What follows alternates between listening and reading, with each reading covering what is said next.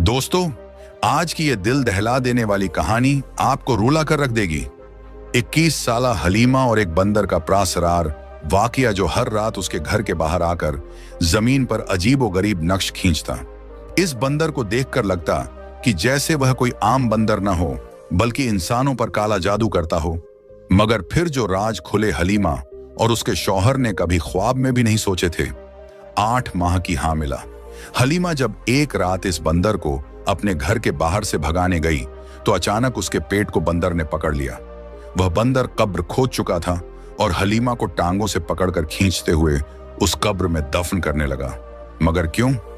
आइए आपको ये दर्द भरा और खौफनाक वाकया मुकम्मल सुनाते हैं। बरसाती मौसम शुरू हो चुका था।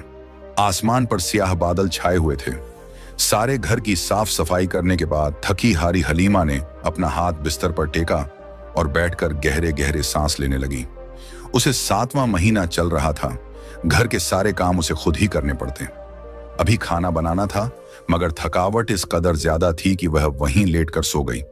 अभी आंखें बंद की ही थीं कि एक बार फिर हमेशा की तरह कानों में चीख पुकार की आवाजें आने लगीं। ऐसे लग रहा था जैसे कोई चीख चीख कर मदद के लिए पुकार रहा हो। खुदा का वास्ता तुझे हलीमा, मेरी मदद कर, मुझे बचा ले। मगर हलीमा उसकी मदद न करती तो वह आगे बढ़कर अपने हाथ में नुकीला खंजर लेकर उसके पेट में मारना शुरू कर देती। आज भी उसके साथ ऐसे ही हुआ था। 10 मिनट ही आंख लगी थी कि पेट में खंजर लगते देखकर वह चिल्लाकर उठ बैठी। पूरा वजूद पसीने से भीगा हुआ था। बाल बिखरे थे। पेट में ऐसे दर्द हो रहा था जैसे सच में किसी ने खंजर घोंप दिया हो। फौरन उसने जग से पानी के 2 घूंट अपने हलक के नीचे उतारे और बाहर देखने लगी। वह तो समझ रही थी कि वह 10 मिनट सोई है, मगर ये तो रात के 10 बज रहे थे। घर के बाहर शदीद तूफान आया था। वह जल्दी से उठी और कमरे की खिड़की बंद करने लगी। अभी तक उसका शौहर नासिर घर नहीं आया था। जैसे ही उसने खिड़की बंद करनी चाही कि एकदम से खिड़की से एक बंदर अंदर की तरफ छलांग लगाकर आ चुका था और हलीमा को गर्दन से पकड़ चुका था। यूं एक बंदर को खुद पर हमला करते देखकर हलीमा चिल्लाने लगी। उसे यूं महसूस होने लगा जैसे जो ख्वाब वह देख रही थी वह सच होने वाला है। उसकी चीखें गूंज रही थीं। वह बंदर को दूर करने की कोशिश कर रही थी कि तभी दरवाजा खुला। उसका शौहर जो दूसरे शहर काम के सिलसिले में गया था वापस आ चुका था। उसने उस बंदर को एक झटके से हलीमा से अलग किया। वह रोते हुए अपने शौहर के गले लग गई। कहने लगी, नासिर आप आ गए, वरना ये बंदर तो मेरी जान ही ले लेता। ये मेरे बच्चे को मारना चाहता है। ये मुझे भी मार देगा, मेरी जान ले लेगा। खुदा का वास्ता मुझे बचा ले। नासिर ने एक नजर उस मासूम बंदर को देखा और फिर अपनी बीवी को। कभी कभी तो उसे लगता कि शायद उसने एक पागल औरत से शादी कर ली है। अपनी बीवी को खुद से अलग करके कहने लगा, मैं थका हारा काम से आया हूं। जानती हो 3 रोज से मैं सुकून से सो नहीं सका।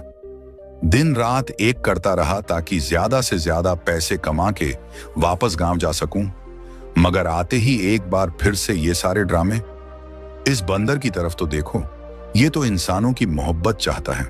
तुम्हारे साथ इंसियत दिखा रहा था और तुम शोर मचाकर बिला वजह मेरे बच्चे की जान भी खतरे में डाल रही हो। हलीमा एक पल को सहम चुकी थी। अपने शौहर को गुस्सा करते देखकर उसने खुद पर काबू पाया और उसके लिए खाना लगाने लगी।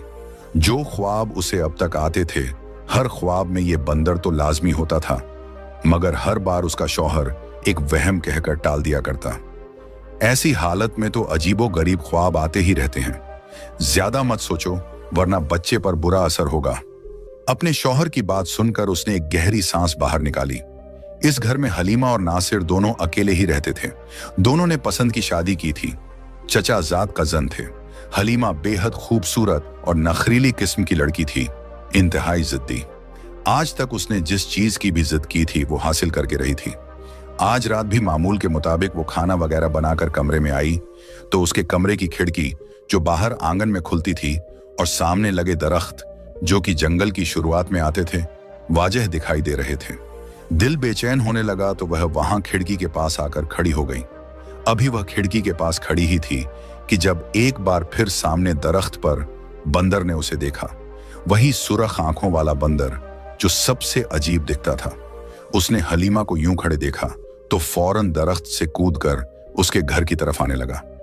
शौहर के समझाने की वजह से वह आज डरी नहीं थी, बल्कि उसने फलों की टोकरी से केला निकाला ताकि बंदर आए तो उसे दे सके। जैसे ही बंदर उसके खिड़की के पास आया तो उसने अपने चेहरे के तासुरात बदल लिए। वह गुस्से से हलीमा को देख रहा था। हलीमा ने जैसे ही उसकी तरफ केला बढ़ाया तो उसने अगले ही पल वह केला लेकर जमीन पर फेंक दिया और उसे यूं देखने लगा जैसे उसके बहुत बड़े राज से वाकिफ हों। हलीमा घबरा सी गई। इस बंदर को देखकर कहने लगी कि क्या है तुम्हें? मुझे यूं गुस्से से क्यों घूर रहे हो? क्या बिगाड़ है मैंने तुम्हारा? क्यों डराते हो आकर मुझे ख्वाबों में? अभी उसने इतना बोला ही था कि वह खिड़की से नीचे जमीन पर कूद गया। सहन कच्चा था। हाथ में एक सूखी लकड़ी लेकर उसने जमीन पर लकीरें खींचना शुरू कर दी। हैरत की बात तो यह थी कि उसकी नजरें हलीमा पर गड़ी हुई थीं और उसका हाथ जमीन पर चल रहा था। हलीमा कभी उसकी सुर्ख आंखों में देखती और कभी जमीन पर। जैसे ही उसने जमीन पर नक्श खींचना बंद किए तो हलीमा की चीख निकल चुकी थी। भला एक बंदर इतना समझदार कैसे हो सकता है? यह बंदर नहीं था, यकीनन यह कोई इंसान था। उसने जमीन पर हलीमा का नाम लिखा था, न सिर्फ हलीमा का बल्कि नासिर का भी। और उसके बाद वह लकड़ी तोड़कर उसका नुकीला हिस्सा अपने हाथ में पेवस्त करके उसने अपना खून उन दोनों के नाम पर गिराया था। ऐसे लग रहा था जैसे वह यह कहना चाह रहा हो कि मैं तुम दोनों को मार दूंगा। हलीमा घबराकर पीछे हटी थी। ब्लड प्रेशर लो होने की वजह से वह बेहोश हो गई। शाम को जब नासिर घर आया तो वह बेहोश थी। उसने फौरन उसे होश में लाया, मगर हालत ज्यादा खराब होने की वजह से वह उसे अस्पताल लेकर जा चुका था। होश में आने के बाद वह सबके सामने चिल्ला चिल्ला कर कह रही थी कि वह बंदर अपने खून से मेरा और तुम्हारा नाम लिख रहा था। वह हमें मार देगा। सबके सामने नासिर शर्मिंदा होकर रह गया। कहने लगा, ये कैसी बातें कर रही हो? यहां पर मेरी इज्जत है, क्यों मेरी इज्जत नीलाम करवा रही हो? पागलों वाली हरकतें बंद करो। तुम कोई अनोखी मां नहीं बनने वाली। हर औरत तुम्हारी तरह पागल नहीं हो जाती। पिछले 3 महीने से वह बंदर ऐसे ही कर रहा था, मगर आज उसने हर हद पार कर दी थी। नासिर भी उससे बात नहीं कर रहा था। रोते हुए वह बेड पर बैठी थी, दोनों हाथों से अपना चेहरा पकड़े बस अपने आप को नॉर्मल करने की कोशिश कर रही थी। जब हलीमा के दिल में माजी के ख्यालात आने लगे, उसके दिल की धड़कन तेज होने लगी। आंखों से आंसू तवातर से बहने लगे, मगर उसने आंसुओं को बहने दिया। जहन में बार बार एक ही नाम गूंज रहा था और वह नाम रेशम का था। रेशम उसकी सौतेली बहन थी जिस पर वह जान निछावर करती थी। उम्र में वह उससे 3 साल छोटी थी, मगर बेहिसाब चंचल और शोख मिजाज थी। मगर एक रात कुछ ऐसा हुआ जिसने सबकी जिंदगी बदल कर रख दी थी। वह रात जब हाथ जोड़कर हलीमा उससे कह रही थी कि तुझे खुदा का वास्ता है ऐसा मत कर, देख मैं तेरी बड़ी बहन हूं, मेरा मान रख ले। मगर वह उसे धक्का दे चुकी थी और फिर जो कुछ हुआ बस एक चीख गूंजी थी। अगली सुबह पूरे गांव में यह बात फैल चुकी थी कि रेशम घर से भाग चुकी है, हमेशा हमेशा के लिए। अपने आशिक के साथ मुंह काला कर चुकी है। यह सदमा इतना बड़ा था कि उसके माँ बाप यह सदमा बर्दाश्त न कर सके और इस दुनिया से चल बसे। रेशम को ढूंढने की बहुत कोशिश की गई, मगर न रेशम मिली और न ही वह लड़का जिसके साथ वह भागी थी। लोगों का शक उस घर में काम करने वाले शफीक पर था, वही शफीक जो उनके यहां मुलाजमत करता था। एक शाम जब हलीमा अपनी बहन के कमरे में अचानक दाखिल हुई तो उनका बचपन से पाला हुआ नौकर शफीक बेड के पास खड़ा था। रेशम तो बेखबर सो रही थी। उसके वजूद के उतार चढ़ाव वाजह थे और वह नौकर उसे घूर घूर कर देखकर अपने लबों पर जबान फेर रहा था, मगर हलीमा को देखकर चौंक गया। जोरदार थप्पड़ हलीमा ने उसके मुंह पर मारा कि दफा हो जाओ यहां से, दोबारा इस कमरे में दिखाई मत देना। और फिर अपने बाप को कहकर उसने उस नौकर को ही वहां से निकलवा दिया। सबका यही कहना था कि यकीनन वही नौकर है जिसने यह सब कुछ किया है। वह लम्हा जब यह सब कुछ हुआ था, सोचकर हलीमा फौरन झुरझुरी सी लेकर रह गई। माजी के दरवाजे बंद करके फौरन हाल में लौट आई। ताजा हवा खाने के लिए वह घर से बाहर निकली। घर के पास ही जंगल था जिसमें आमतौर पर सिर्फ लकड़ियां काटने के लिए ही गांव के कुछ लोग जाते थे। वह वहीं पास झाड़ियों के करीब टहलने लगी जब एक बार फिर वही रहस्यमय बंदर वहां पर आ गया। उस बंदर की आंखों में देखकर न जाने क्यों हलीमा को लगता जैसे यह बंदर उससे कुछ कहना चाहता है। कुछ तो है जिससे यह बंदर वाकिफ है। वह उस बंदर की तरफ देखकर अपना चेहरा मोड़ चुकी थी। अभी चहलकदमी कर ही रही थी कि जब देखते ही देखते दरख्तों पर बहुत सारे बंदर आ गए और उन सब बंदरों ने जो हरकत की वह हलीमा के लिए काबिले यकीन नहीं थी। वहां पर एक बड़ा बोहड़ का दरख्त मौजूद था जो कि सदियों पुराना था। उन सब बंदरों ने एक साथ शोर मचाते हुए उस दरख्त की जड़ें खोदना शुरू कर दी। इन बंदरों को यूं दरख्त के नीचे जड़ें खोदते देखकर हलीमा का सांस रुकने लगा। वह पीछे की जानिब कदम उठाने लगी, अपने सीने पर हाथ मसलने लगी। उसका पूरा वजूद पसीने से तर हो चुका था। घबराहट के मारे रंगत बिल्कुल झड़ पड़ने लगी। उन सब बंदरों ने मिलकर मिट्टी को इस अंदाज में खोदा कि यूं लग रहा था जैसे उन्होंने हलीमा की कब्र खोद दी हो। हलीमा को रह रहकर वह चेहरे, वह अल्फाज याद आ रहे थे जो किसी ने उससे कहे थे। वो चीखती चिल्लाती हुई वहां से भागने लगी, लेकिन अगले ही पल रास्ते में पड़ा हुआ एक पत्थर जिससे हलीमा का पांव टकरा गया। हलीमा चिल्लाते हुए नीचे गिरी। 4 बंदर आगे बढ़े और उसे टांगों से पकड़कर खींचकर उस गड्ढे की तरफ लाने लगे। हलीमा चिल्ला रही थी, बचाओ बचाओ कह रही थी। वो बंदर तो आज उसे दफन ही करने वाले थे। जब उन पर असरार बंदरों ने उसे गड्ढे के पास खींचकर लाया, जैसे ख्वाब में उसके पेट से खून के फव्वारे निकलते थे, ठीक वैसे ही अभी भी उसके पेट से खून का एक फव्वारा निकला था। पेट के बल गिरने की वजह से वो तकलीफ से चिल्ला रही थी। उस गड्ढे के करीब पहुंचकर वहां पर मौजूद सुर्ख आंखों वाले बंदर ने गुस्से से उसकी तरफ देखा और फिर उसकी नजरें उसके पेट की तरफ चली गईं, जहां पर उसकी कमीज खून से तर हो चुकी थी। और फिर अपने हाथ में मौजूद एक चीज उसने हलीमा की तरफ बढ़ा दी। हलीमा का तो सांस वहीं पर रुक चुका था। उसके बाद उसे दुनिया का होश ही न रहा। बस इतना पता था कि वो बंदर उसके गिर्द घूम रहे हैं, जैसे उसे बहुत कुछ याद करवा रहे हों। ये बोहड़ का दरख्त, अंधेरी रात और वो चीज जो बंदर उसकी मुट्ठी में बंद कर चुका था। उसे लगा शायद उसकी मौत वाकई हो चुकी है, मगर आंख एक बच्ची के रोने की आवाज से खुली। जहन में एक बार फिर वही मंजर चल रहा था। हलीमा उस वक्त हॉस्पिटल में थी। गांव की औरतों ने उसे बोहड़ के दरख्त के पास गिरा हुआ देखा तो फौरन उसे उठाकर हॉस्पिटल लाई थी और नासिर को भी खबर कर दी गई थी। डॉक्टर्स ने नासिर को यह कह दिया था कि हमें बिल्कुल भी उम्मीद नहीं है कि हम आपकी बीवी और बच्चे को बचा पाएंगे, मगर हम अपनी तरफ से पूरी कोशिश करेंगे। नासिर एक तरफ बैठा दुआएं मांग रहा था, रो रहा था। जब डॉक्टर ने उसे बताया कि उसकी बीवी और बेटी दोनों ही सही सलामत हैं, वो खुश हो चुका था, मगर हलीमा ने होश में आते ही चीखना चिल्लाना शुरू कर दिया। नासिर के गले लगकर रोते हुए कहने लगी कि वो बंदरों ने, उन बंदरों ने मेरी कब्र खोद दी है। वो मुझे मार देंगे, मेरी जान चली जाएगी। ये बंदर मुझे जिंदा नहीं छोड़ेंगे। लगातार चीख रही थी, शोर मचा रही थी और नासिर उसे अपने साथ लगाकर कह रहा था, तुमने एक बेटी को जन्म दिया है, तुम्हारी बच्ची सलामत है, तुम खतरे से बाहर हो। ये सब कुछ तुम्हारा ख्वाब था, वहम था। वो होश की दुनिया में लौट चुकी थी, लेकिन जब उसने अपनी गोद में अपनी बेटी को देखा तो कांप गई। बेटी को देखकर उसे अपनी बहन का चेहरा याद आया, वही सौतेली बहन रेशम जो कई साल पहले जा चुकी थी। और फिर अगले ही लम्हे वो लम्हा याद आया जब उस सुर्ख आंखों वाले बंदर ने उसके हाथ में जमीन से एक लॉकेट निकाल कर दिया था। वो सुर्ख पत्थर वाला लॉकेट जो कि रेशम अपने गले में पहनकर रखा करती थी। हलीमा तो अपनी बेटी की आंखें देखकर कांप चुकी थी। कहने लगी, नासिर देखो, इस लड़की की आंखें देखो, नीली आंखें, ये तो बिल्कुल रेशम जैसी ही है ना। और ये चेहरा, ये हाथ, ये तो बिल्कुल रेशम जैसे हैं। ऐसे लगता है जैसे रेशम का साया मेरी बच्ची पर पड़ा है, वो मेरी बच्ची को खा जाएगी। नासिर उसे कहने लगा, ऐसी बेवकूफी की बातें कर रही हो, पागल मत बनो। देखो, सब तुम्हारी तरफ देख रहे हैं, ऐसा कुछ भी नहीं हुआ। जो कुछ तुम कह रही हो वो अपनी ही बच्ची से खौफजदा थी। बार बार डॉक्टर उसे कह रही थी कि अपनी बच्ची को फीड करवाएं।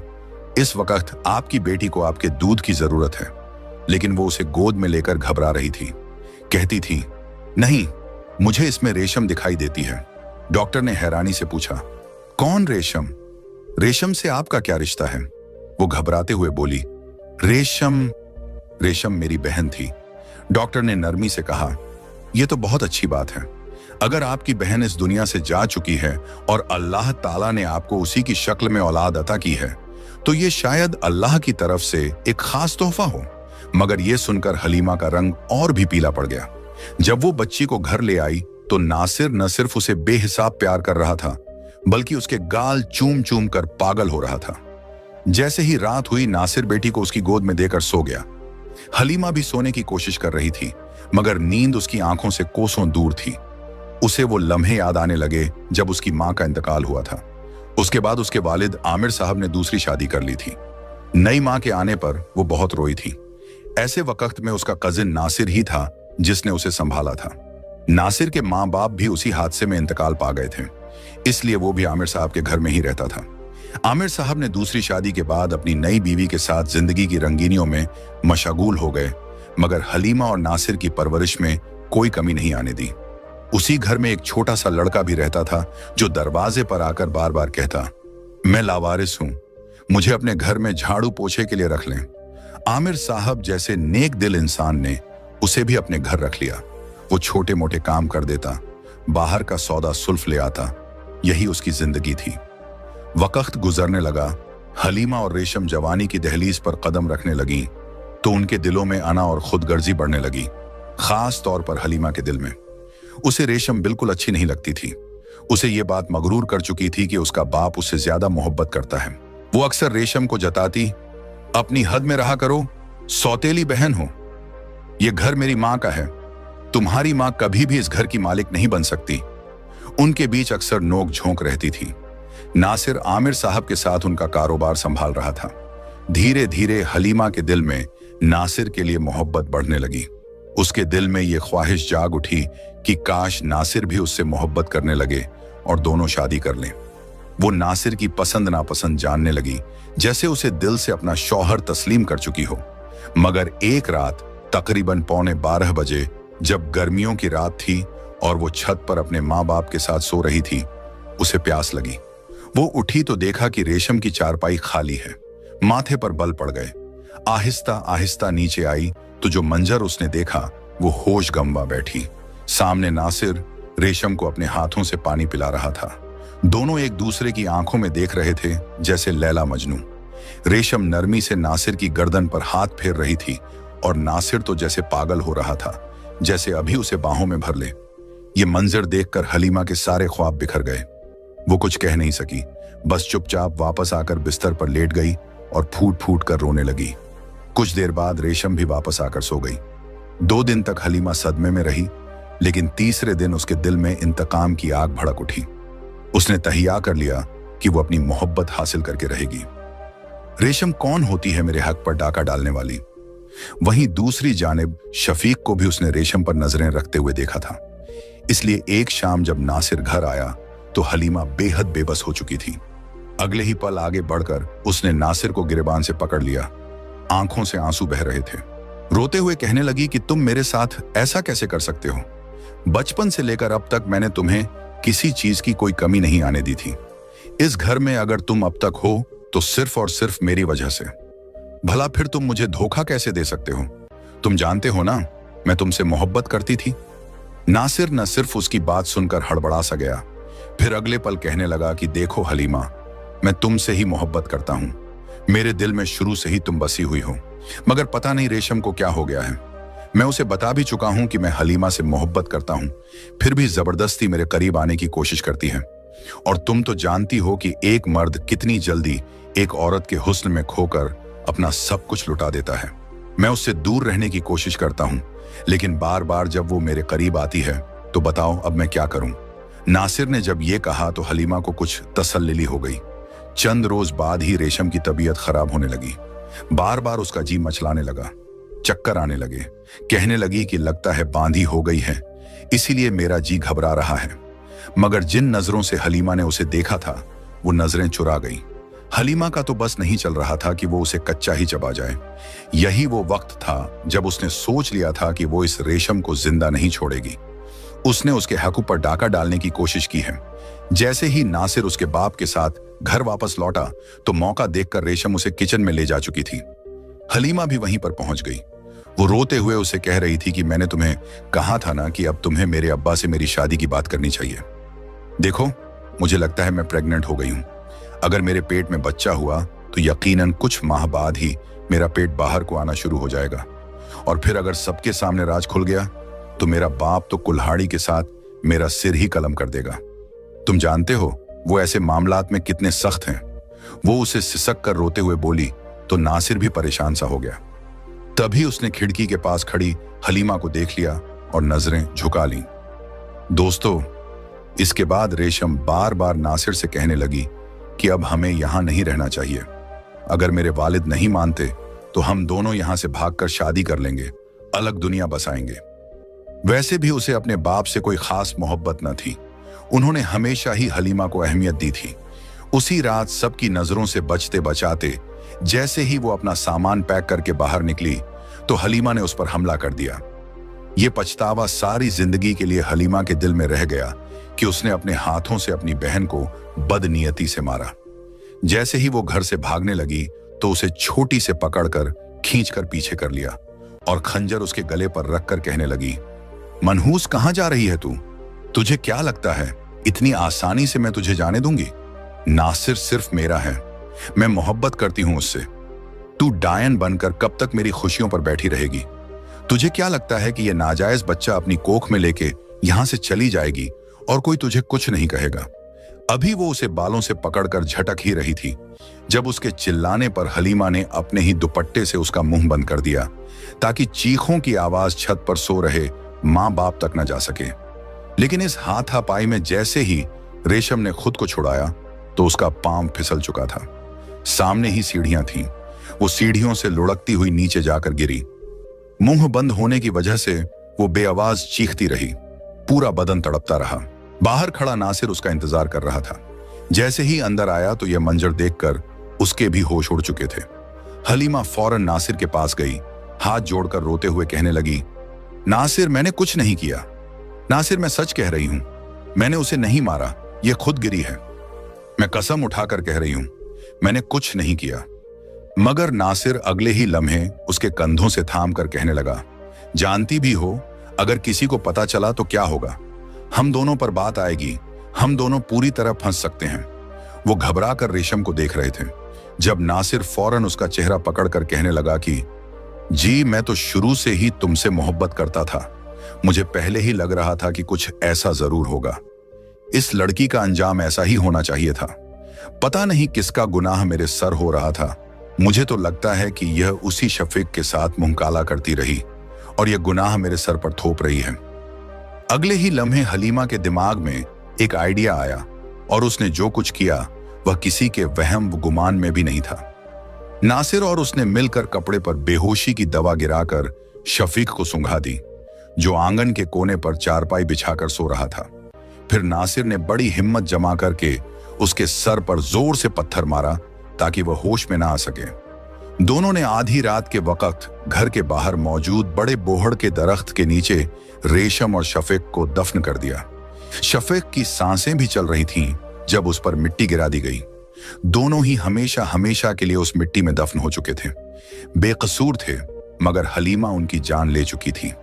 चंद रोज बाद ही यह खबर फैल गई कि शफीक के साथ ही रेशम भाग चुकी है। यह सदमा आमिर साहब और उनकी बीवी बर्दाश्त ना कर सके। हर जगह उसे ढूंढा गया, लेकिन वह कहीं ना मिली। दोनों ही यह दुनिया छोड़कर चले गए। यह घर और जमीन तो आमिर साहब ने वैसे ही अपनी बड़ी बेटी हलीमा के नाम कर रखी थी, इसलिए यह सब कुछ उसके और नासिर के नाम हो गया। मगर हमेशा हमेशा के लिए वह सुकून खो चुकी थी। आज बेटी को गोद में लिए वह कांप रही थी और वह बंदर यकीनन जिस वक्त वह शफीकम और रेशम को दफना रहे थे तब वह वहीं मौजूद था और अपनी आंखों से यह सब कुछ देख रहा था। हलीमा को उस बंदर से खौफ आने लगा। यह डर उसके दिल में बढ़ने लगा था कि कहीं वह उसे जान से ही ना मार दे। उसने तो वह लॉकेट भी हलीमा के हवाले कर दिया जो कि उस दरख्त के नीचे कब्र में दफन था। वह गहरी सांस छोड़कर रह गई। जब रात को नासिर घर आया, कुछ देर अपनी बेटी को उठाने के बाद सो चुका था। वह पहले जैसा बिल्कुल भी नहीं रहा था, या फिर शायद जो मोहब्बत उससे हलीमा करती थी वह मोहब्बत कभी नासिर उससे कर ही ना पाया। मगर दोस्तों, एक रोज वह हुआ जो कि हलीमा के वहम व गुमान में भी नहीं था। वह इस वाकये को झटक कर जिंदगी में आगे बढ़ना चाहती थी। वह रो रो कर अल्लाह ताला से माफी भी मांग चुकी थी। एक शाम जब वह किचन में काम कर रही थी तो अचानक उसकी बच्ची के रोने की आवाजें आने लगी। बच्चे के रोने की आवाज सुनकर वह फौरन कमरे में आई, मगर बच्ची का कंबल फर्श पर गिरा था और बच्ची मौजूद नहीं थी। सामने कमरे की खिड़की खुली हुई थी। वह बच्ची का नाम पुकारते हुए चिल्लाकर उसे हर तरफ ढूंढने लगी। भागते हुए घर से बाहर चली गई। तभी उसे अपनी बच्ची दरख्त पर नजर आई। वही सुर्ख आंखों वाला बंदर था जिसने उसकी बच्ची को उठा रखा था, एक टांग से पकड़कर नीचे लटका रखा था। यह मंजर देखकर वह घबरा गई। रोते हुए हाथ जोड़कर कहने लगी, नहीं, मेरी बच्ची को कुछ मत करना, मेरी बच्ची को मत मारना। अभी वह आगे उस दरख्त के नीचे बढ़ी ही थी कि खून आलूदा कुर्ता और दुपट्टा आकर उस पर गिरा। जैसे ही उसने वह खुद से हटाया तो यह देखकर हलीमा की चीख निकल गई कि यह तो वही दुपट्टा था, वही कुर्ता था जो उस रात उसकी बहन ने पहन रखा था। किसी को शक ना हो इसलिए उसने उसे बदलकर थैले में बांधकर उसी बोहड़ के नीचे दफना दिया था। घबराते हुए उसने उन कपड़ों को जमीन पर फेंका। वह अपनी बच्ची की तरफ बढ़ी, मगर तभी वह बंदर बच्ची को दरख्त पर ही बंदरों के बीच छोड़कर नीचे उतरा। घुटनों के बल बैठकर रो रो कर हलीमा माफी मांग रही थी। कहने लगी, तुम जो कोई भी हो, मुझे माफ कर दो। मैं जानती हूं मैंने गलत किया है, अपने हाथों से अपनी बहन को मार दिया, मगर मैं अब पछता रही हूं। मुझे ऐसा नहीं करना चाहिए था। मेरी बच्ची को कुछ मत करना। वह हाथ जोड़कर रो रही थी जब उसके सामने उसी लाल आंखों वाले बंदर ने एक किताब लाकर रखी। यह डायरी थी। हलीमा ने एक नजर उस बंदर को देखा और फिर डायरी को। यह डायरी तो नासिर की थी। जब से वह उनके घर रहने आया था तब से यह डायरी लिख रहा था। लेकिन फिर जिस रोज उसकी और नासिर की शादी हुई थी, उस रोज उसने यह डायरी लिखना छोड़ दी थी और हलीमा ने भी उसका जिक्र नहीं किया था। बंदर उसके सामने बैठ गया। कांपते हाथों से बंदर के इशारे पर उसने डायरी को खोला और पढ़ना शुरू कर दिया।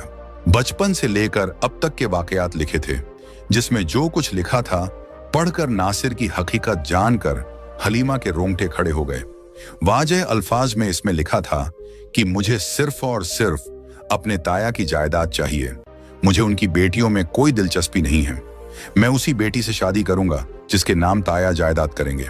फिर अगले पन्नों पर लिखा था कि मैं तो समझ रहा था मेरा चचा आमिर अपनी छोटी बेटी रेशम के नाम जायदाद करेगा, तभी तो उसके साथ मैंने कई रातें गुजारी, उसे मोहब्बत में फंसाया, वह मेरे बच्चे की मां बनने वाली हो गई।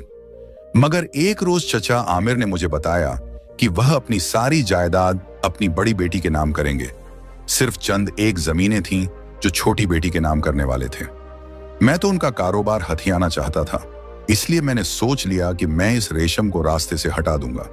आज की रात उसे भगाकर ले जाऊंगा और मारकर फेंक दूंगा, ताकि सबको यही लगे कि वह किसी आशिक के साथ भाग चुकी है। ये आखिरी अल्फाज थे जो वहां पर लिखे थे और इसके बाद सब कुछ जैसे उसके सामने आ चुका था। ये अल्फाज भी दर्ज थे कि मेरे हिस्से का काम हलीमा ने खुद ही कर दिया। मेरे हाथ खून से रंगने से बच गए। दरहकीकत यह सारा नासिर का ही बना बनाया खेल था, जिसमें वह मोहरा बनकर इस्तेमाल हुई थी। वह फूट फूट कर रोने लगी, मगर हैरान तो इस बात पर थी कि यह बंदर कौन था जो यह सब कुछ जानता था, और तो और वह पढ़ लिख कैसे सकता था। यह सोचकर ही हलीमा के होश उड़ गए थे। मगर दोस्तों, यह एक इंतहाई काबिल बुजुर्ग का पाला हुआ बंदर था, जिसे उन्होंने बचपन से ही अपने साथ रखा और बिल्कुल इंसानों की तरह तरबियत दी। जब उन बुजुर्ग की औलाद पढ़ने के लिए बैठती तो यह बंदर भी उनके साथ पढ़ा करता। बिलाशक इंसान नहीं था, मगर अल्फाज लिखना, अल्फाज पढ़ना वह अच्छे से जानता था।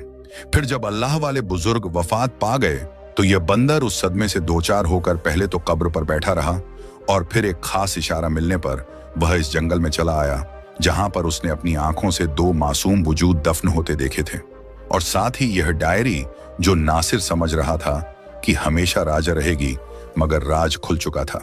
दोस्तों, बंदर ने उसे उसकी बच्ची सही सलामत वापस कर दी। जब वह उसे लेकर घर गई तो नासिर घर आ चुका था। कहने लगा, तुम बाहर कहां घूम रही थी? जानती भी हो मैं कब से घर में आया हूं तुम्हारे इंतजार में। मगर उसने डायरी उठाकर उसके मुंह पर दे मारी। कहने लगी, ये सब कुछ क्या है नासिर? सिर्फ और सिर्फ जायदाद और कारोबार के लिए तुम शादी करना चाहते थे। सिर्फ और सिर्फ तुम्हारे भड़काने की वजह से मैंने अपनी बहन को अपने हाथों से मार दिया, और एक मासूम जान शफीकन जो मुद्दतों से हमारा वफादार था उसे भी मार गिराया। तुम इतने जालिम कैसे हो सकते हो? पहले तो नासिर ने उसे समझाना चाहा, लेकिन अगले ही पल उसके मुंह पर थप्पड़ मारने लगा। कहने लगा, बदतमीज, मेरे सामने अपनी जबान ऊंची मत कर। मेरा जो दिल में आएगा मैं वह करूंगा। जिस तरह उन दोनों को रास्ते से हटाया, ठीक वैसे ही मैं तुझे भी हटा सकता हूं। मेरे लिए कुछ भी मुश्किल नहीं है। यह कहकर उसने हलीमा को जान से मारना चाहा। बच्ची फर्श पर गिरी चीख चीख कर रो रही थी जब कई सारे बंदर खिड़की से अंदर आ गए और अगले ही पल कई बंदरों ने नासिर पर हमला कर दिया। हलीमा अपनी बच्ची को लेकर एक कोने में बैठी रो रही थी जब बंदरों ने नासिर को मार मार कर उसका हाल ही खराब कर दिया। गांव के कुछ लोग भी वहां पर आ चुके थे। हकीकत खुलकर सबके सामने आ चुकी थी। भले ही नासिर मर चुका था, मगर इन सब में बराबर की शरीक हलीमा भी थी, जिसने अपने हाथों से यह सब कुछ किया। फौरन हलीमा को पुलिस के हवाले कर दिया गया। वह तो वैसे ही पागल हो चुकी थी। पहले जेल में और फिर पागलों के अस्पताल में उसे दाखिल करवा दिया गया। आज भी हलीमा रात को जब सोए तो चीखने चिल्लाने लगती है। बार बार ख्वाब में उसे अपनी बहन दिखाई देती है और शफीक चीख चीख कर यह कहता है कि वह दोनों मुझे मारने के लिए आ रहे हैं। सच ही कहा है किसी ने कि हम दूसरों की कब्रों पर अपनी खुशी के महलात तामीर नहीं कर सकते। एक न एक रोज हकीकत खुलकर सामने आ ही जाती है और वह मासूम बच्ची जो बिल्कुल रेशम जैसी थी, उसे यतीम खाने में भेज दिया गया क्योंकि कोई भी उसकी किफालत करने को तैयार नहीं था। मगर ठीक 2 रोज बाद वह बच्ची यतीमा खाने से गायब हो गई। कुछ लोगों का कहना है कि एक सुर्ख आंखों वाला बंदर आया था जो उस बच्ची को अपने साथ लेकर चला गया। उम्मीद है आज की कहानी आपको पसंद आई होगी।